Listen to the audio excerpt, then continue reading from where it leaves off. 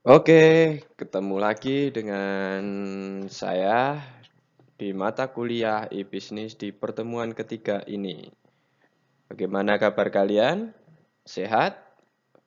Kuota aman? Atau sudah habis? Ya, saya harap kuota masih aman ya. Kalau yang habis silahkan beli. Ketemu lagi dengan mata kuliah e-bisnis khusus di pertemuan ketiga ini. Kalau kalian langsung buka deskripsinya, saya jelaskan bahwa tidak ada link presensi di deskripsi. Jadi, cobalah kalian untuk mengikuti mata kuliah ini, video ini hingga selesai supaya kalian dapat ilmunya, tahu tugasnya. Oke, lanjut kita ke pertamanya. Ya, seperti biasa karena time is money, maka saya akan mencoba membuat durasi video ini sesingkat mungkin dan di pertemuan ini kita akan menjelaskan e-bisnis. Yang berhasil mengumpulkan tugas untuk mendefinisikan e-bisnis hanya 2 orang dari pertemuan kemarin, yaitu John Darwis dan Vika. Kalian harus meniru mereka bahwa kuliah online itu bukan hanya menjawab baik Pak saya ikuti, tetapi kalian harus benar-benar mengikuti setiap prosesnya, meneliti setiap prosesnya yang terjadi. Di dalam definisi dari e-bisnis tersebut bahwa e-bisnis ini adalah suatu kegiatan transaksi, jual beli, ataupun bisnis yang dilakukan melalui perangkat elektronik atau dengan internet, sehingga perusahaan dapat langsung berinteraksi dengan customer, supplier, maupun rekan bisnis. Ya, jawaban John sama Vika sudah betul kemarin. Terima kasih untuk jawabannya. Yang lainnya tidak ada, jadi lainnya 0. Ini adalah pengertian dari e-bisnis, konsep definisi dari e-bisnis. Yang menjadi kata kunci dari definisi tadi adalah penggunaan teknologi informasi dan komunikasi. Ya, e-bisnis sangat lekat hubungannya dengan penggunaan teknologi informasi dan komunikasi untuk menjalankan sekaligus mengelola bisnisnya sehingga dapat memperoleh sebuah keuntungan. Ya, ini juga yang dimaksud dengan e-bisnis. Slide berikutnya, konsep dari e-bisnis ini adalah aktivitas bisnis dengan memanfaatkan jaringan komputer dan internet. Tanpa ini berarti itu bukan e-bisnis.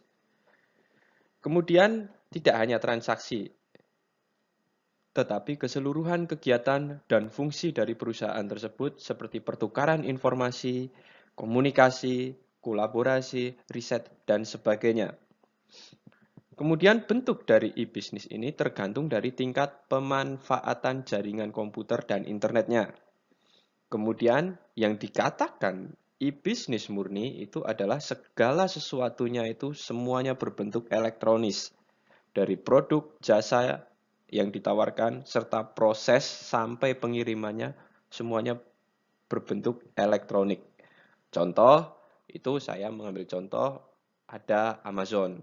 Amazon ini segala bentuknya dalam e-bisnisnya itu benar-benar menggunakan elektronis.